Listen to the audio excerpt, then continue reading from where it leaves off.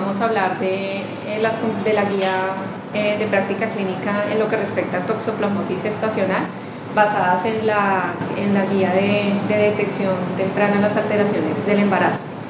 En cuanto a la toxoplasmosis gestacional, es importante decir que es una enfermedad que tiene una prevalencia alta en nuestro país. Cuando lo comparan con otros países en el mundo, es una enfermedad que es altamente prevenible y que tenemos que tener en cuenta que podemos hacer tanto prevención primaria como prevención secundaria para disminuir las complicaciones que se van a presentar en el recién nacido. Vamos a desarrollar la charla por medio de preguntas según la guía. La primera pregunta nos habla de cuáles son los factores de riesgo para la transmisión de toxoplasmosis en el embarazo. Entonces, hay unos factores de riesgo sociodemográficos, están relacionados con la edad. Se ha visto que es más frecuente en las adolescentes, por debajo de los porcentajes de infección, es más frecuente en adolescentes en un 3% y también en mayores de 60 años en un 1.5%. En cuanto al género, no se han encontrado diferencias significativas en el riesgo de transmisión en hombres y mujeres, pero sí se ha visto en algunos países que es un poco más frecuente en los hombres. En cuanto al área de residencia, es importante tener en cuenta de que cuando hacen un análisis de los estudios es más frecuente en personas que son extranjeras que las personas nativas de los países donde han hecho estos estudios, pero acá en Colombia es importante tener en cuenta que hay unos departamentos o unas ciudades con una alta prevalencia de toxoplasmosis, una mediana y una baja. Los que tienen una alta prevalencia son principalmente Florencia y Armenia, y los de una baja prevalencia están entre ellos Barranquilla, Bucaramanga y Bogotá. Hay en cuanto a los factores de riesgo biológicos, es importante tener en cuenta que en el embarazo pues hay una alta susceptibilidad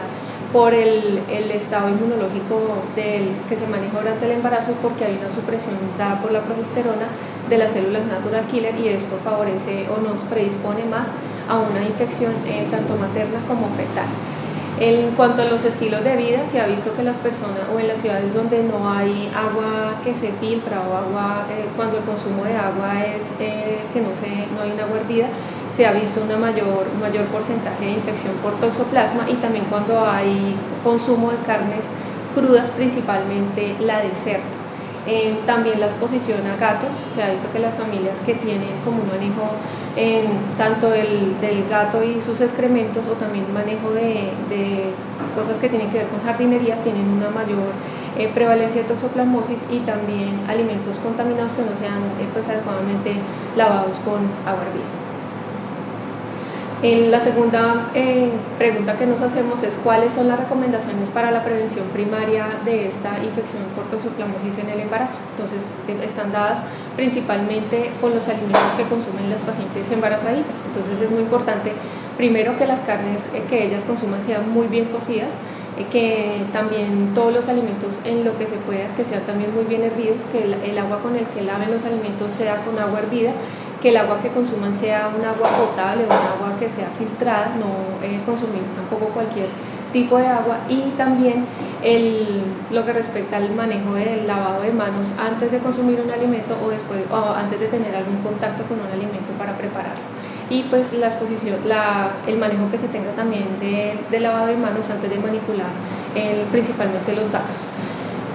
En cuanto a las recomendaciones de cómo se debe hacer el seguimiento de las pacientes embarazadas con el tema toxoplasmosis gestacional, lo que nos indica es que tenemos que hacer a las pacientes que les hacemos de primera vez un toxoplasma, el anticuerpo IgG, IgM y este negativo, se debe hacer un seguimiento mensual con toxo IgM durante todo el embarazo. Es una recomendación B según esta guía. ¿Cuáles son las pruebas que tenemos que hacerle a las pacientes en su primer contacto con nosotros en el control prenatal? Entonces, si nosotros no tenemos ni idea, si la paciente no hizo una consulta preconcepcional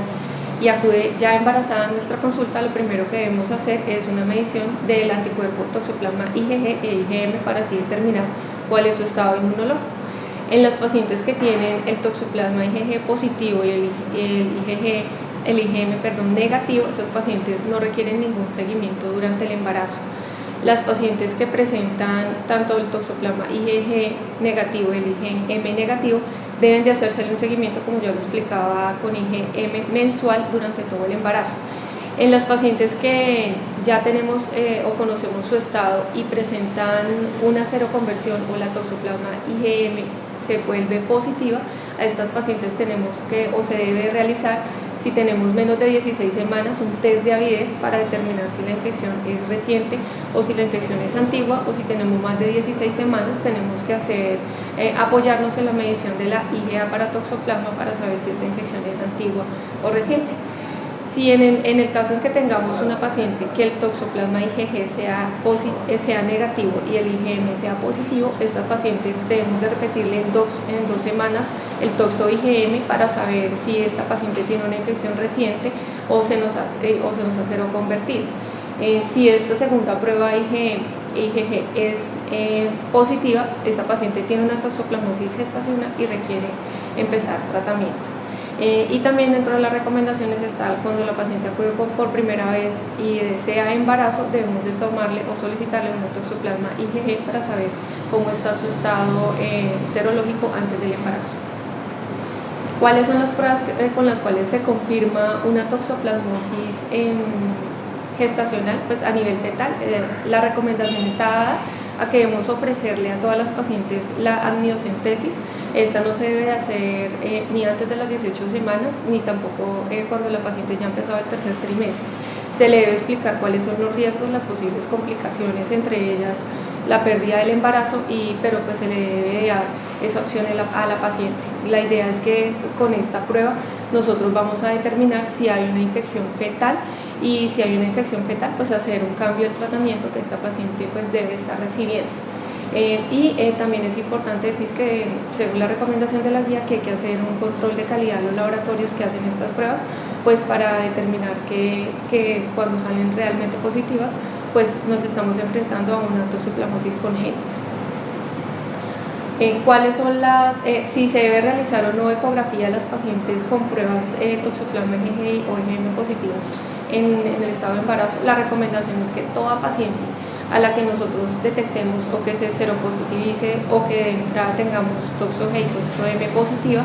debe tener una ecografía de detalle anatómico para buscar pues principalmente alteraciones a nivel del sistema nervioso central de estos fetos, y se le debe ofrecer pues a todos los pacientes. Y es importante aclarar que esta ecografía tiene que ser realizada por un especialista pues altamente entrenado en este tipo de ecografías de detalle anatómico. ¿Cuál es la prevención fetal que podemos hacer para prevenir la infección fetal por toxoplasma? La recomendación es que cuando nosotros documentemos una toxoplasmosis gestacional, las pacientes reciban inmediatamente, sepamos este resultado, espiramicina 3 millones de unidades al día durante todo el embarazo hasta que llegue el momento del parto. En las recomendaciones también nos dicen que si la paciente le confirmamos infección fetal, o sea, si al realizar amniocentesis documentamos que la IgM es positiva para toxoplasma, esa paciente debe de hacer un cambio de tratamiento a sulfadiacina pirimetamina más ácido folínico en todo lo que le queda de embarazo. ¿Cuáles son las recomendaciones para el diagnóstico de la infección congénita en el recién nacido? Entonces las recomendaciones es que toda paciente con diagnóstico de toxoplasmosis gestacional una vez nazca su bebé debe tener el seguimiento con IgM, IgA e IgG para toxoplasma. Si si la IgG sale positiva, se debe realizar alguna confirmación con una técnica de Western blot para toxoplasma, y así poder saber si realmente este recién nacido tiene una toxoplasmosis o no, para así mismo darle tratamiento. Y en caso de que la IgG sea positiva y el resto de pruebas IgM, IgA y Western blot sea negativa, esta paciente a este recién nacido se le debe hacer seguimiento con toxoplasma IgG mensual hasta los 6 meses, y luego debe de hacerse cada 3 meses hasta que complete el año para determinar que en ninguno de estos momentos haya una seroconversión. ¿Cuáles son los medicamentos que se recomiendan para el recién nacido en el caso de una toxoplasmosis congénita? Pues la guía nos habla de que es una recomendación grabada que el paciente recién nacido debe recibir también tratamiento con sulfadiacina pirimetamina. La dosis de pirimetamina es 1 miligramo por kilogramo al día, y de sulfadiacina son 100 miligramos por kilo día, y lo deben de recibir hasta cuando el especialista lo considere. También nos recomiendan que en caso de que el bebé o el recién nacido haga alergia a alguno de estos medicamentos, pues ya se debe hacer como un análisis específico del caso para determinar si se hace un cambio del tratamiento por clindamicina o sulfadiazina o acitromicina asociado a pirimetamina y ácido folínico por el tratamiento que considere el especialista